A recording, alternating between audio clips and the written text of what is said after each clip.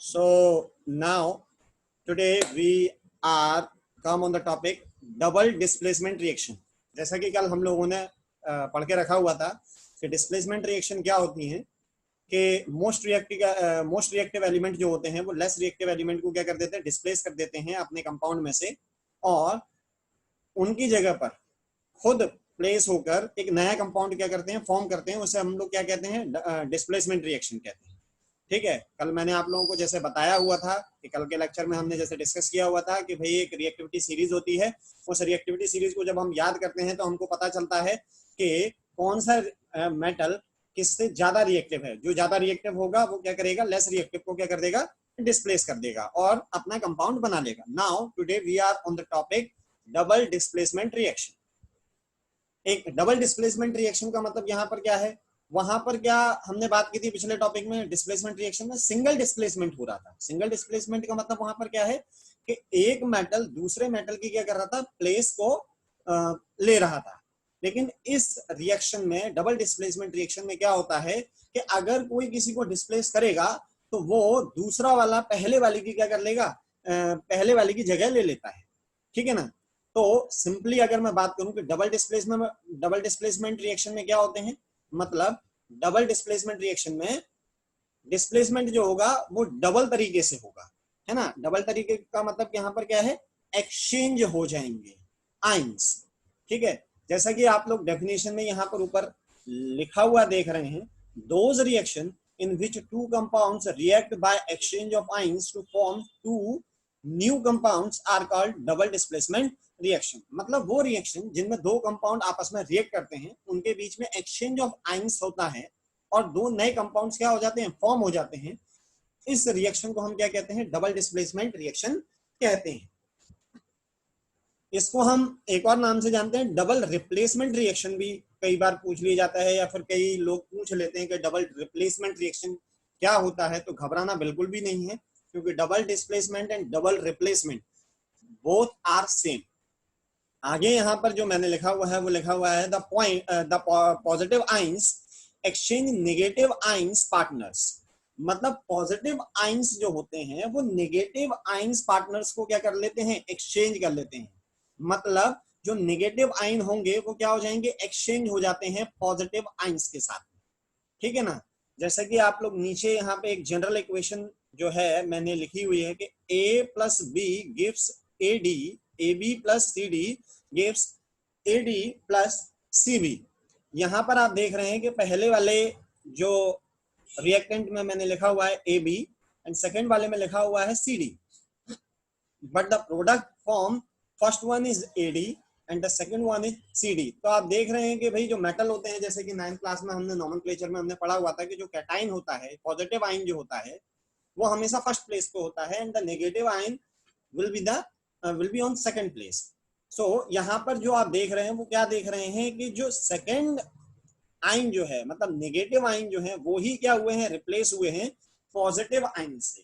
तो पहले A B plus C D था, जो अब इसमें कन्वर्ट हो गया है A D plus C B में।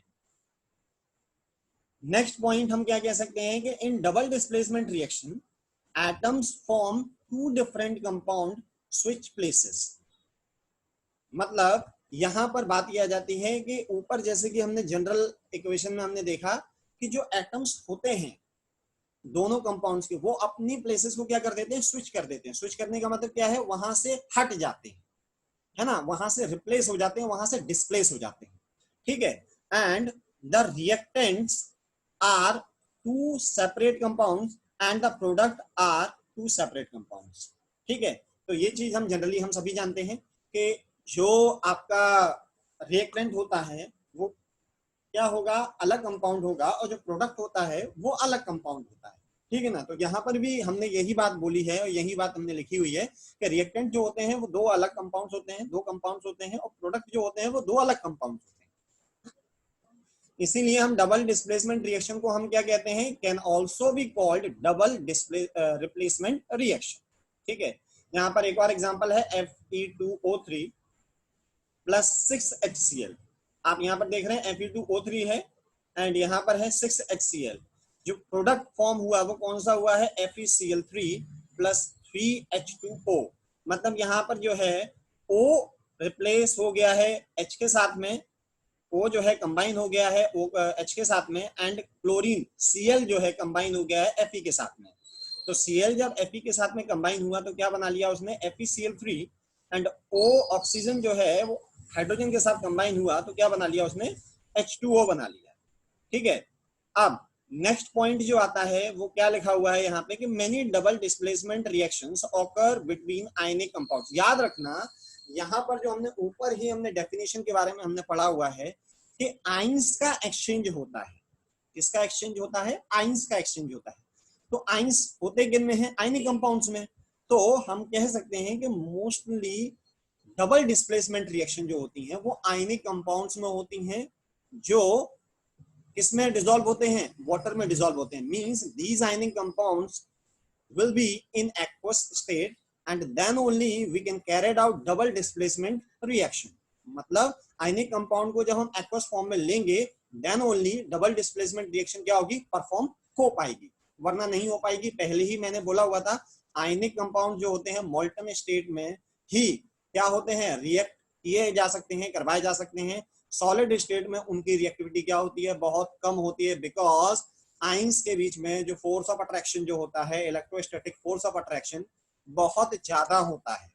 ठीक है, तो उन आइंस को ब्रेक कर पाना बहुत मुश्किल होता है, इसीलिए हम उन आयनिक कंपाउंड्स को पहले एक्वस फॉर्म में लेके आते हैं, then only we start reacting the ionic compound. Okay, now next point जो लिखा हुआ है वो लिखा हुआ है double displacement reactions generally takes place in aqueous solution. जैसा कि मैं पहले ही बता चुका हूं आप लोगों को, in which the ion participate and precipitate and there is an exchange of ions। ठीक है, ये डबल डिस्प्लेसमेंट रिएक्शन में क्या होता है, जनरली जो डबल डिस्प्लेसमेंट रिएक्शन होती हैं वो किस फॉर्म में होती हैं, एक्वस सॉल्यूशन के फॉर्म में होती हैं। एंड उनमें क्या होता है, इन विच आयन जो होते हैं वो प्रेसिपिटेट हो जाते हैं, और इन्हीं प्रेसिपिटेशन होने के कारण, मतलब प्रेसिपिटेट होने के कारण इनके बीच में क्या हो जाता है, एक्सचेंज हो जाता है। समझ आ रहा है आप लोगों को? ठीक है, तो हम दोबारा से एक बार देख लेते हैं क्या मैंने बोला हुआ है। Double displacement reaction, double displacement reaction क्या होती हैं कि जब दो कंपाउंड्स आपस में क्या होते हैं, रिएक्ट करते हैं, तो उनके आइंस जो होते हैं वो एक्सचेंज हो जाते हैं। कौन से आइंस एक्सचेंज होंगे, नेगेटिव आइंस। किनके साथ में होंगे, पॉजिटिव आइंस के साथ में होंगे।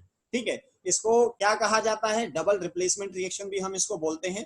ठीक है ना, जनरल फॉर्मूला जो है या जनरल इक्वेशन जो हमने लिखी हुई है यहाँ पर वो क्या है, AB plus CD gives AD and CB।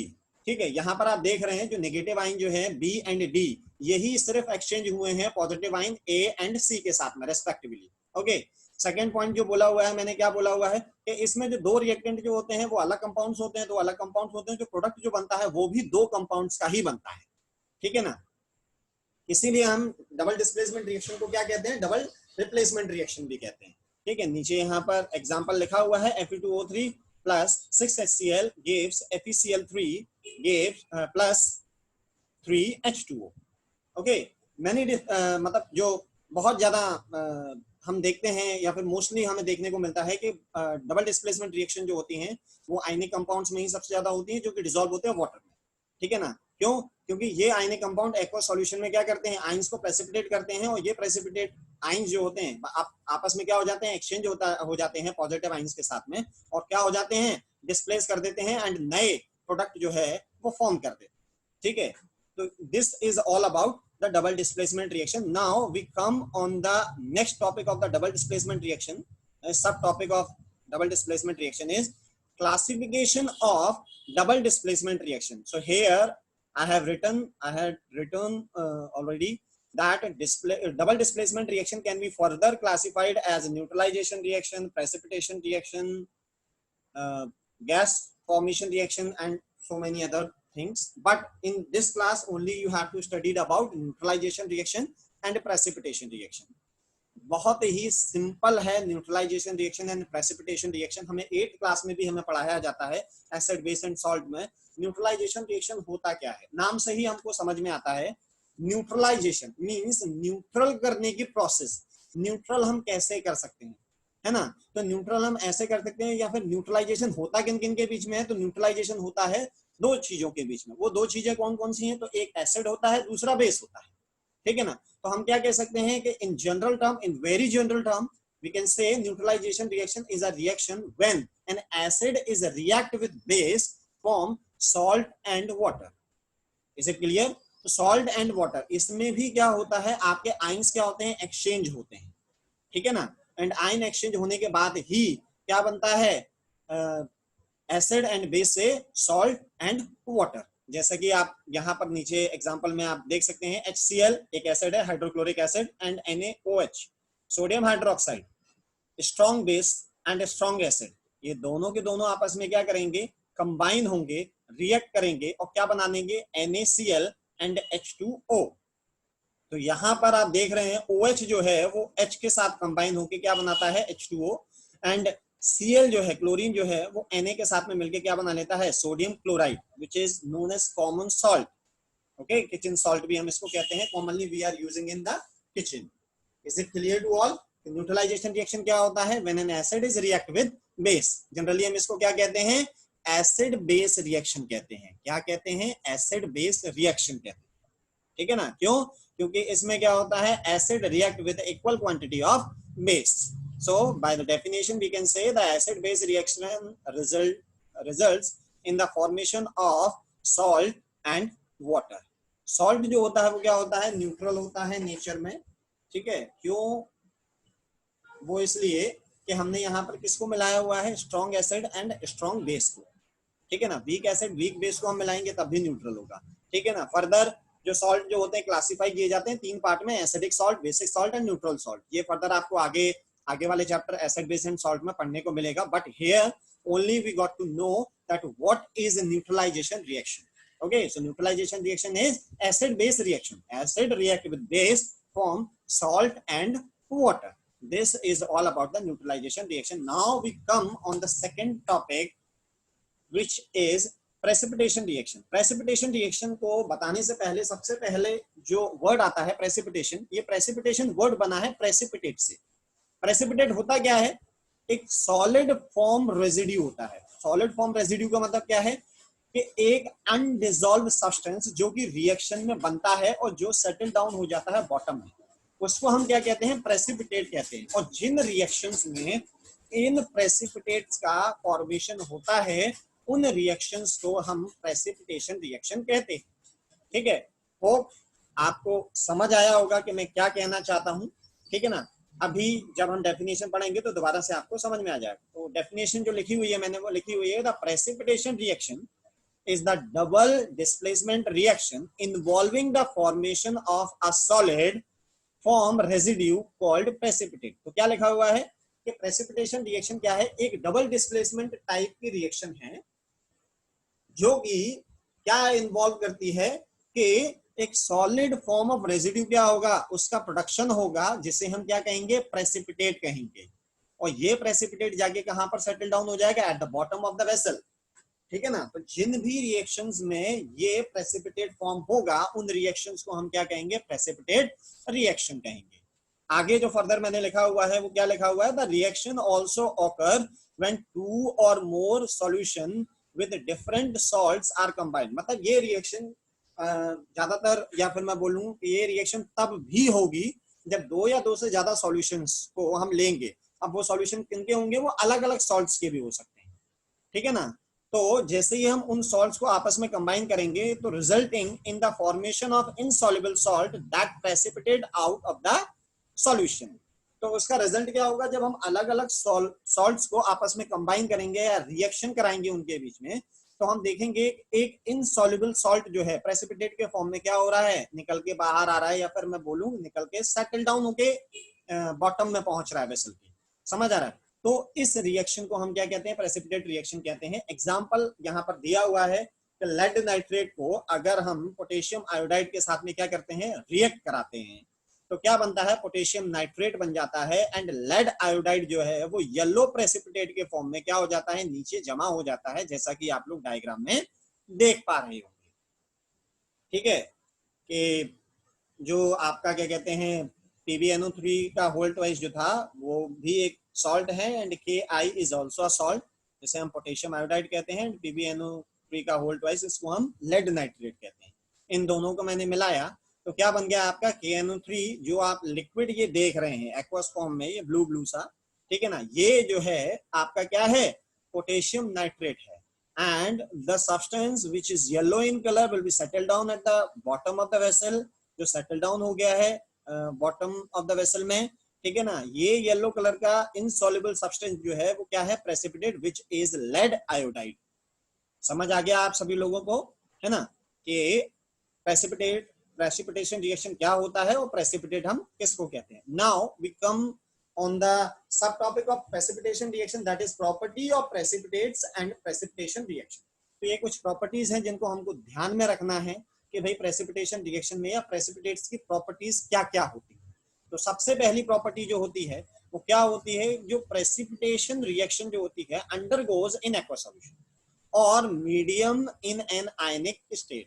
मतलब एक तो पहली चीज क्या होगी कि एक्वस सॉल्यूशन में ही हो पाएगी precipitation reaction. Second thing is that ionic state का क्या होना चाहिए, मीडियम होना चाहिए। आयनिक स्टेट का मीडियम यहाँ पर क्या है कि medium in an ionic state का यहाँ पर मतलब क्या है कि आयनिक एक्वस सॉल्यूशन होगा तभी प्रेसिपिटेशन रिएक्शन जो है वो क्या हो पाएगी, परफॉर्म हो पाएगी। समझ आ गया। सेकेंड चीज यहाँ पर जो मैंने यहाँ पे पॉइंट लिखा हुआ है वो लिखा हुआ है the reaction takes place between ions present in the aqueous solution forming the product. तो जो रिएक्शन होगी वो किनके बीच में होगी आयंस के बीच में होगी जो कि एक्वस सॉल्यूशन में प्रेजेंट हैं। वही आयंस आगे जाके क्या बनाते हैं, प्रोडक्ट फॉर्म करते हैं, प्रोडक्ट का फॉर्मेशन करते हैं। समझ आ रहा है। एंड पे क्या होता है, अगला पॉइंट जो है वो क्या लिखा हुआ है मैंने, the products formed at the end of the precipitation reaction are the precipitates which are insoluble in aqueous solution। कि भाई जो एंड प्रोडक्ट जो होता है वो क्या होता है, वो प्रेसिपिटेट होता है जो कि इनसॉल्युबल होता है एक्वस सॉल्यूशन में, and due to insoluble property it will settle down at the bottom of the vessel, इसीलिए हम उसको क्या कहते हैं, प्रेसिपिटेट कहते हैं। ठीक है ना। Now the next point is precipitation reaction को हम आयनिक रिएक्शन भी कहते हैं। जैसा कि मैं आपको पहले ही बता चुका हूं कि प्रेसिपिटेशन रिएक्शन जो है वो आयनिक एक्वस सॉल्यूशंस के बीच में ही होती है, इसीलिए यहां पर मैंने ये पॉइंट को इंडिकेट किया हुआ है कि प्रेसिपिटेशन रिएक्शंस को हम आयनिक रिएक्शंस भी कहते हैं। क्यों? क्योंकि इसमें आयंस जो होते हैं वो एक्टिवली पार्टिसिपेट करते हैं रिएक्शन में और क्या बनाते हैं, प्रोडक्ट बनाते हैं। समझ आ गया आप लोगों को कि मैं किसके बारे में बात कर रहा हूं। ठीक है, तो ये चीजें हैं, तब तक आप इन सारी चीजों को आप लिख लीजिए। ठीक है, फिर हम आगे difference between single displacement reaction and double displacement reaction हम पढ़ेंगे, जो हमारा next topic.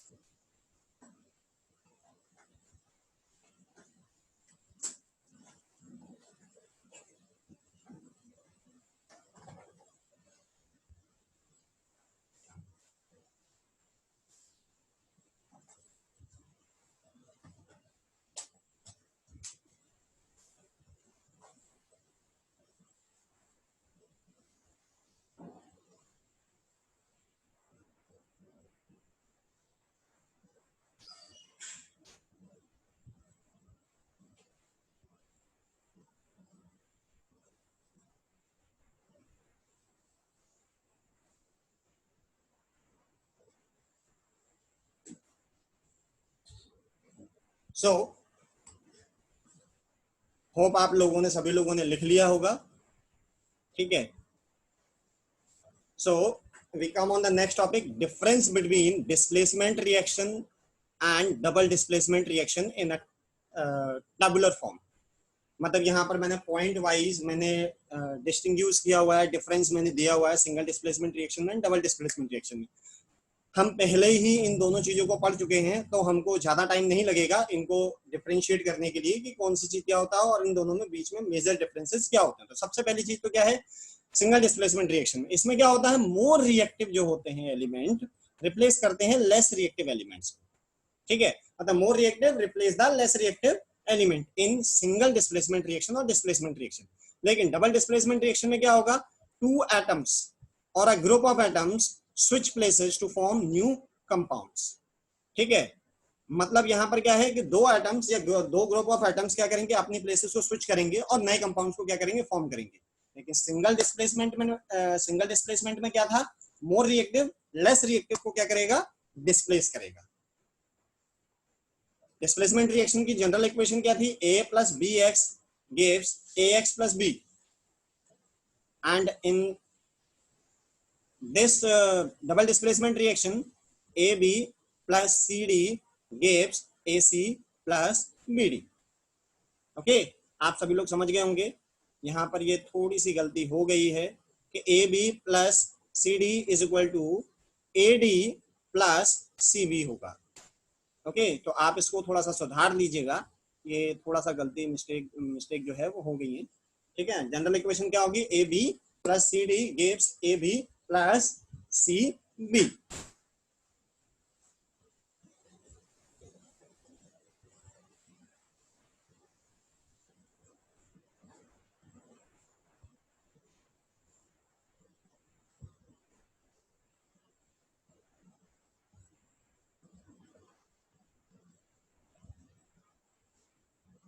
Now now the next point is, आपका जो सिंगल डिस्प्लेसमेंट रिएक्शन होता है इसमें क्या होता है, change in colour takes place with no precipitate forms.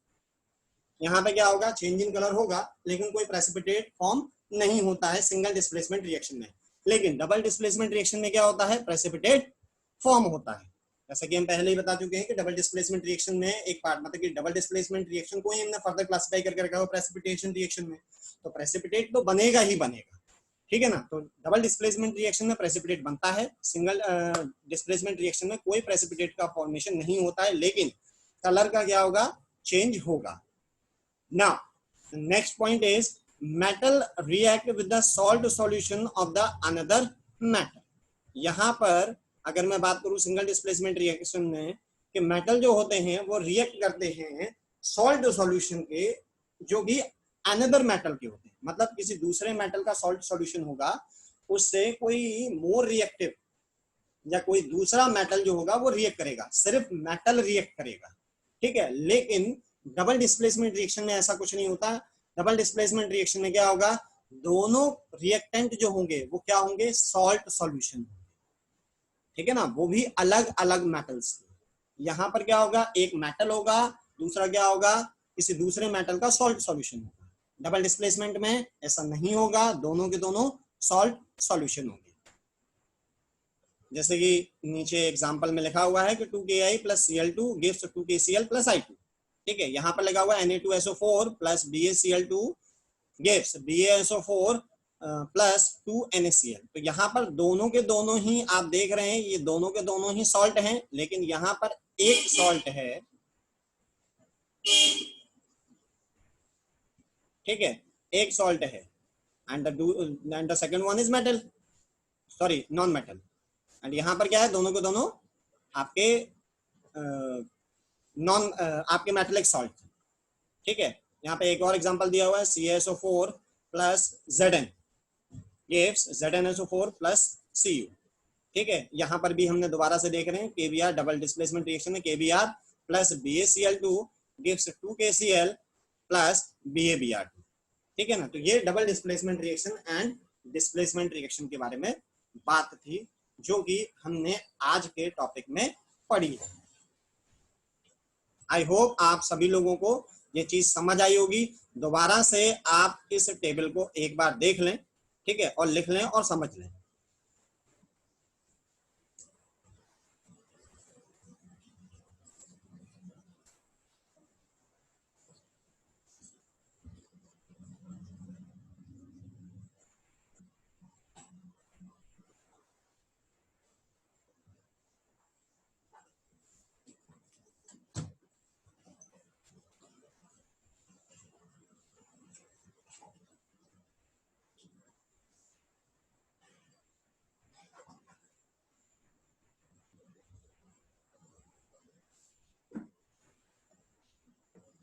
ठीक है, सो आज के लिए बस इतना ही, मिलते हैं कल, same time same place, will be right back tomorrow. Is it clear? And कोई भी अगर क्वेरीज होती हैं तो you can text me, and whatever the queries was there, I will help you out to solve these queries. Okay.